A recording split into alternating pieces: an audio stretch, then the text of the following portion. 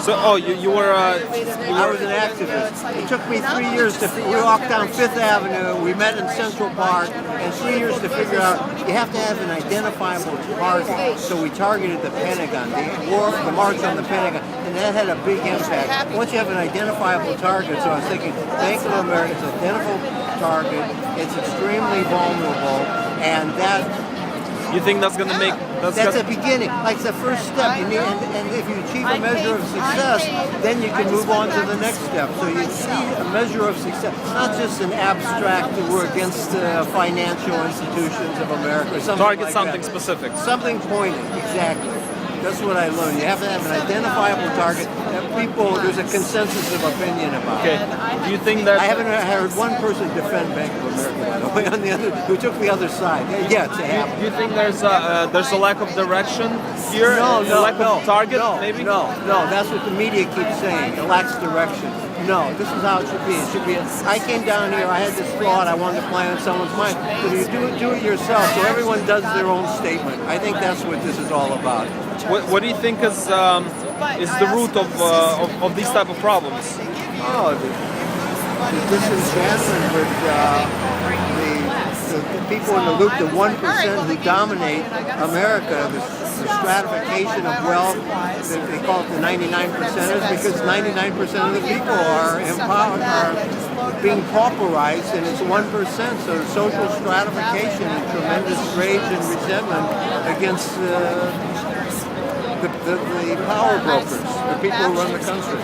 Is that do you think that's the case all over the world? Like that? Yeah. That kind of structure? And people are in a rage. It's all over, that's what's happening all over the world. That's Right. Occupy the Space, Liberty Center, they called it that in Cairo. It's all over the world. The autumn, spring, everywhere around the world it's happening. Why do you think this is happening now, specifically now? Well, these things come and go in waves, and I think it probably reaches the point of fury that you reach a certain point of the disparity between the rich and the poor, probably the extreme difference between the rich and the poor. And so many people, we have more millions of people who are in the poverty class in America, and the middle class is falling into the poverty class. So I think that has a lot to do with it. And then you have millions of young men, let's say, around the world who are unemployed. That too. So it's the I think a lot of it's the economy. A lot has to do with the economy. But we had situations like that in the past, and throughout history, it's been. They come and go in waves. Yeah, it comes and goes in waves. You can't. So this, you don't think this is a unique moment? You think it's? This is a special moment that they come and they go. There's a song goes back to the '60s. I was so much a part of this. I still remember this song. Those were the days, my friend. I thought they'd never end.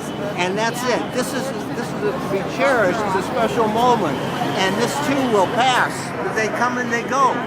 There's cycles in history. That was a special moment. I thought it would never end. And I fell asleep too. America's sleeping. 95% of Americans are asleep. There's only 5% are awake. What if we... So what would happen next? Let's say we get through to the 1% and we get them to listen to us and help work with us. What should be the next step after that? Do you think it's possible that they would work with us? No, they're going to hold on to their power. No one gives it away easily. It will only come through some kind of a social revolution. It won't. People are not going to relinquish their power. No way. So this will be once we built. This went from 200 to 2,000, and then when it gets 20,000, at some point, then the police, then they'll come in. When it poses a threat to the powers that be, then they will use their power to sabotage, to undermine this. We're not yet. No, it's a carnival atmosphere. It's a picnic. This is a picnic. When it becomes serious, when we start marching on the Federal Reserve to get rid of Bernanke or something, it's just on the block here. Right. When it becomes serious, we pose a real threat. Then you'll see. What's necessary for it to become that? Numbers or something else? I don't know exactly, but numbers are important. You need the numbers. I won't say numbers alone, but numbers are important. Like I say, when it reaches 20,000, then it becomes a serious threat. Then you'll see the police coming and busting heads. It was a very violent era, but I tell you, there was one thing better about that era than today. Idealism. We were very idealistic, and although it was violent, there was hope. Today, cynicism. Right. Students are overwhelmed with debt. Cynicism. They're burdened by debt. So people are just cynical. So they don't really, they go by, the tourists go by, isn't they wave, isn't that fun? But it's not taken seriously because no one believes you. This begins, you're not powerless, because that's how people feel. They're powerless. You can't fight City Hall. So they don't do anything. And that's what the problem is today, is cynicism. It's the biggest problem. Right. It's a lack of seeing a brighter future for yourself. You could actually affect. You could actually. It's more like a sense of control and power that you could actually impact. That you could actually have an impact on the powers that be, rather than just carrying signs around. I think it's powerlessness. I think it's powerlessness. Is not the hope, not the hopefulness. You know, Americans are asleep and they're watching Saturday Night Live and they're full of all this optimism and fantasy. So I don't know if hope is the issue. I think powerlessness. Powerlessness, and that's and as we said, it's like that all over the world. It seems like people feel powerless, impotent. impotent, Where are you from? and cynical. Well, I live in Brooklyn, but I'm originally from Ukraine. Oh, the Ukraine. Yeah, Where in the Ukraine? From Khmelnytsky. I don't know. I You know. know, yeah, it's near I Kiev. know Odessa because on one side of my family they come from Oh, Odessa. okay. The Yeah, I Black know. Sea, but I never. I was in. I Russia. have relatives from there. I see. Yeah. Yeah. What do you think? What do you think is needed? I guess this is more of a general question. We have these, as you said, this comes and goes in phases. There was the Vietnam era, now there's this, and now it seems like there's this addition of powerlessness or apathy, I guess. Is there some sort of a general solution that would elevate the humanity above these type of situations in general? Nietzsche, eternal recurrence. We're just going to go. This thing has a special moment. It's to be cherished. And the next thing, inside this, there will be people who want to control, dominate. There'll be political factions, ideology. There'll be the charismatic leader who wants to appropriate, take hold. And there'll be a big power. I went through the whole thing. I was a civil rights activist, Mississippi, Louisiana. I saw the whole phenomenon develop with very Martin Luther King and very inspiring. And then there were all these forces inside that movement that started splintering. The Black Panthers and the Red. Now I saw the whole struggle the same way to Vietnam. So this is a special moment. So there's something about the human nature that always causes these. Yeah, it starts out romanticism. Yeah. Zionism began with beautiful romantic idealism for the Jewish people, and then it slowly becomes something else. German romanticism, the 19th century, National Socialism. It always turns that. And Karl Marx said on his deathbed, "Je ne suis pas Marxiste." I'm not a Marxist. Freud at the end, he said, "Don't hold me responsible for Freudianism." You know, it always happens that way.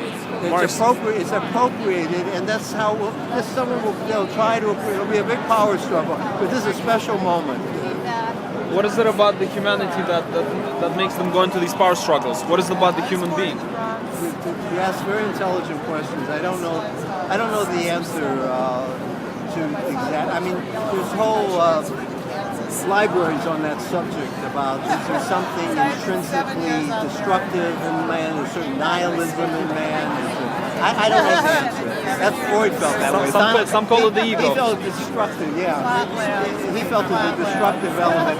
Einstein and Freud had this big debate, and Einstein was more hopeful. Freud was more pessimistic, but he felt it was something in the nature of man. What the human beast needs above all. He was asked the question, Freud, in a letter about the Russian Revolution, 1917, what's going to happen? He said, I can't say what the future is, but I know as far as revolutions go, the sooner they are over, the better. What the human beast needs above all else is restraint. So it's something about the human beast in man. Right. And he goes from this, he starts up inspiring, it goes from one... You said a very interesting thing. You said a human beast in man. Yeah, as if there is something that lives inside of man that controls us. Yeah, there's something about the nature of something us. Beastly inside of us. Maybe there's something inside of us something idealistic that can elevate us above this. Maybe get us to a different state of a society altogether. That's a hopeful thought. That's a very comforting thought. Let's hope that we're going to reach that. It's we can rise above it all. To rise above it all, exactly. Oh, this is something new. Look at the priest. Now watch this. This is something new. They're moving us. They're now something. Oh, the moving. Yeah. Now they're getting an ordinance here. Oh, no. You have to, no. You What? have to stay like kind of behind this area because we're going to leave the walkway over there. Thank you very much. What happens is you move Okay. Thank you very nice much. talking. Nice Yeah, I talking to you. appreciate it.